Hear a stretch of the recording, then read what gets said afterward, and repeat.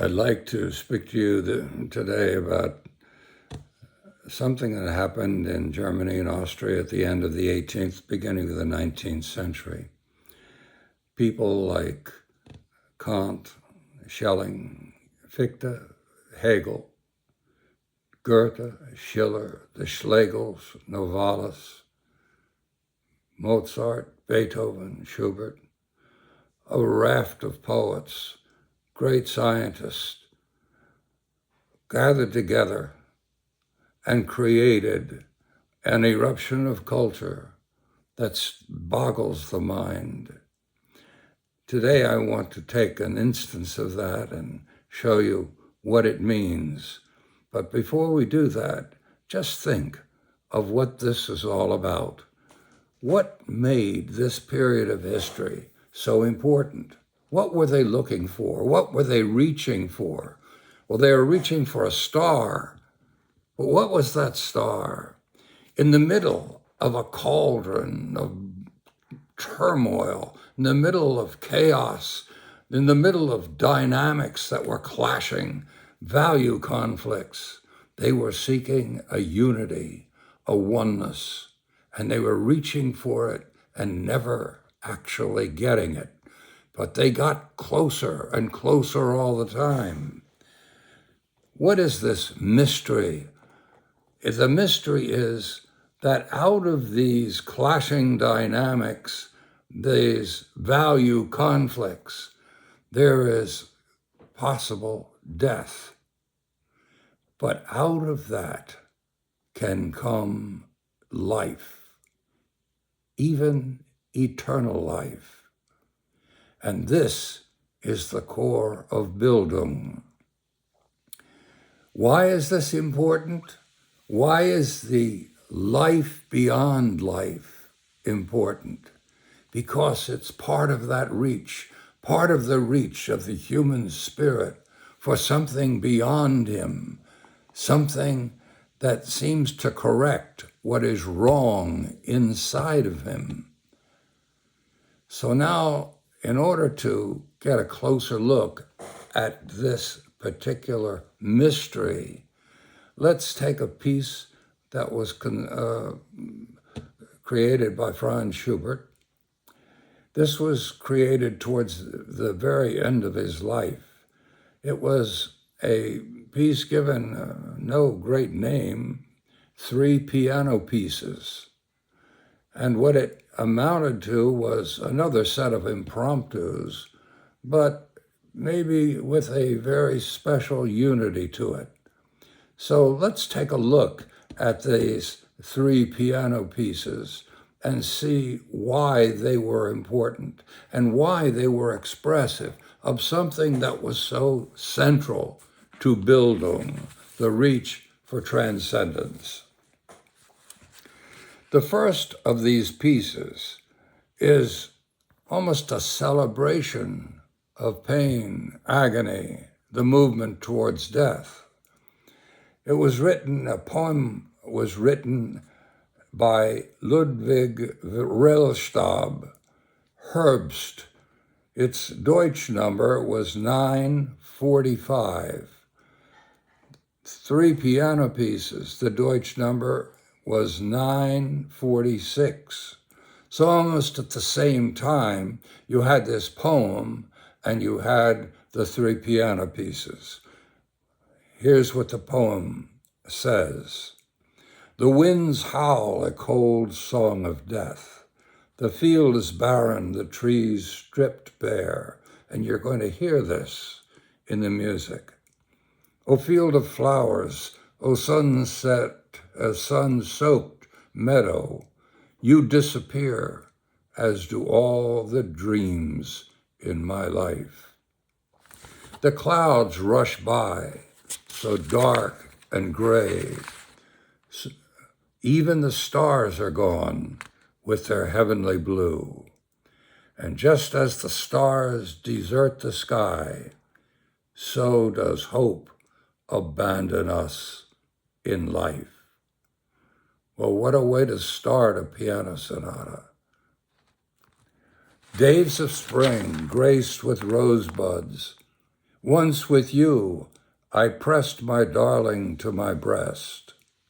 But cold winds from the hills have blown this all away, and you will hear all this beauty being blown away. Thus, each year, the roses of love must perish. Now, this is developed musically, and what is being developed but a confrontation with the mystery of death, which crowns life. But then, before the movement finishes, Schubert transfigures everything by adding another poem. That poem is Die Nacht, the night, and it was written by Friedrich Wilhelm Krummacher.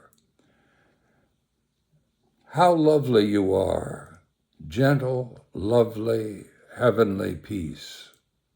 You reign in the heavenly fields of light, descending quietly upon our world. How lovely you are, gentle, lovely, heavenly peace. You rest upon the earth's warm breast in blossoming spring, in silver streams, budding nature everywhere. We move now to the second movement. And this second movement is written to the poem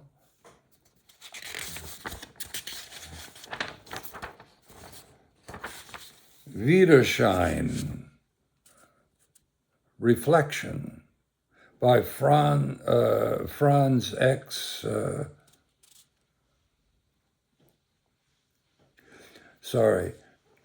This poem was Widerschein, written by Franz Xaver von Schlechter, and its Deutsch number is 949, fitting in nicely with 945, 946. So this was something Schubert was working on about the same time as he composed these three piano pieces. The poem goes like this. The fisherman stands on the bridge, his beloved is late. Impatiently he looks into the brook and daydreams. She is hiding in the lilac, and he sees the reflection clearly in the water, even more clearly than in life. He recognizes the ribbons and her sweet smile and grabs onto the railing, for otherwise he would fall in. Well, what's this all about? All of a sudden, after this meditation on death and transcendence, here comes a story about a fisherman who is waiting for his beloved. Who is this beloved, and who is the fisherman? Well, it's the fisherman, obviously, is Schubert, or you, or me. But who is the beloved?